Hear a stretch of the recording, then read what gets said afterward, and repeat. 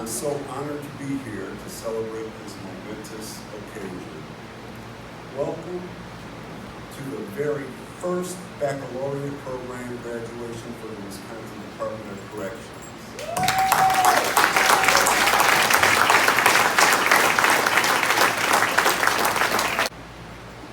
One of my favorite poets, Maya Angelou, has a quote I'd like to share with you all.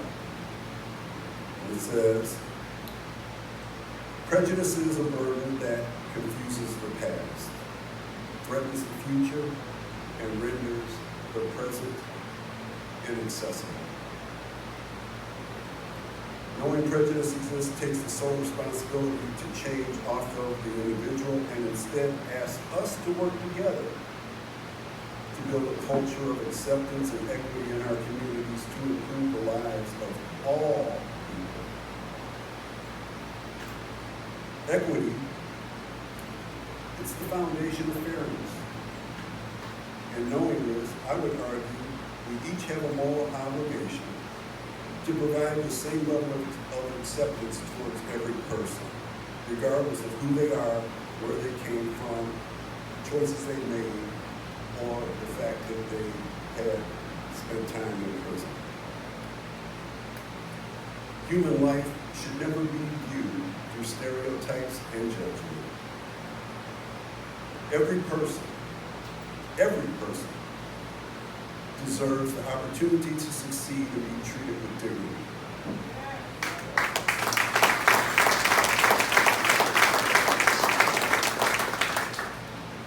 If we apply our resources in an equitable manner and without judgment, it then becomes the responsibility of the individual to accept those resources and improve those lives, just like these graduates did over the past 4 years.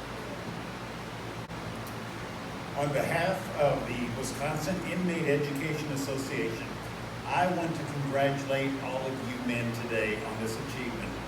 There will never be another graduating class like this. You have gone first, and you have opened the door for others. You have set a standard of excellence and achievement that other future classes will strive to match. Just look at the fact that every one of you is graduating with honors. What an achievement.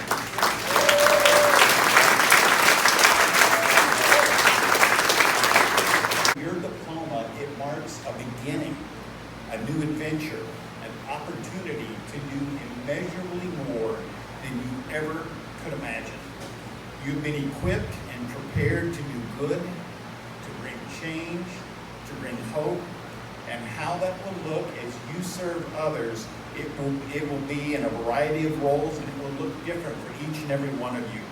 And wherever you serve in the state of Wisconsin system, know that your efforts have already begun to ripple out throughout the Department of Corrections.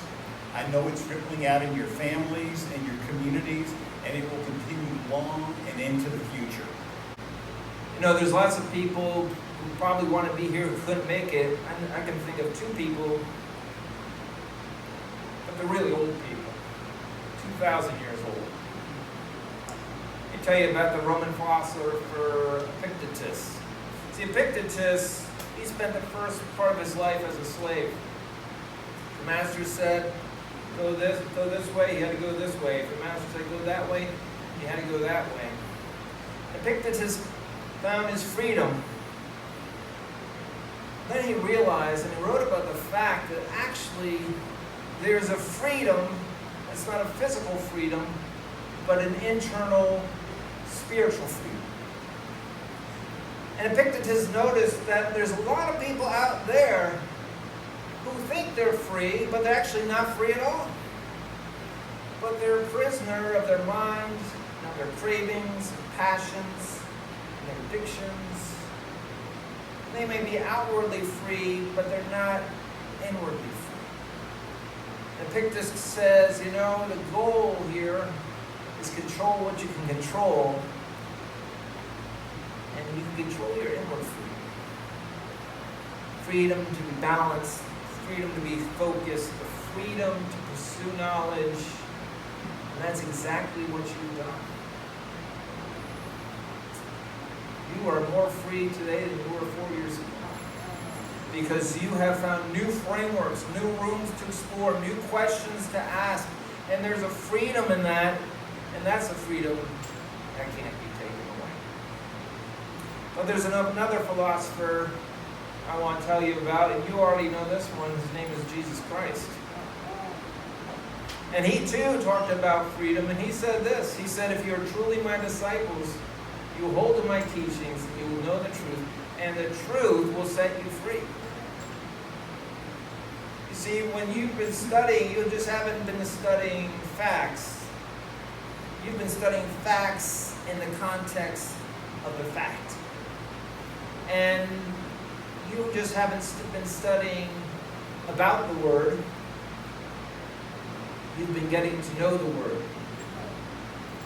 And you haven't just been gathering together information. You've been encountering. Or at least I trust you have.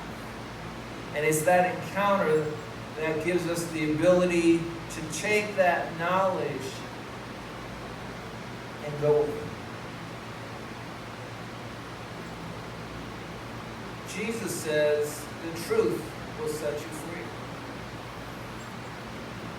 The knowledge that He gives us, it's all we need. And so we're here today because we're celebrating a step toward freedom. But there's another big story. It's even bigger story than the story we're celebrating today, and it's taking place in a bigger stadium. And that stadium is going to last forever. And that stadium is populated by those who've gone before us and by angels. And you can't make the leap by yourself on that one. There's going to be that certain philosopher, Jesus, at the other end, who will pull you up in your own kingdom leap. And those who've gone before, and the angels, they will be there patting you, saying, we are so proud. God got you here. You didn't do it yourself.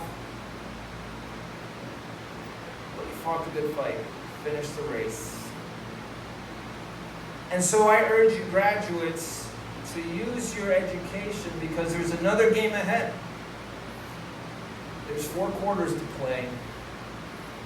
And now you have the tools, the training, and the skills to play it like you've never played it before. So I urge you, pray that you play it well.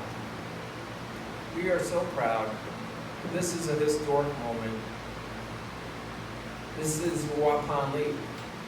But it's just a prelude to the bigger league to come that we will all need to undertake. And that's the headline. That's the big story. Wayne?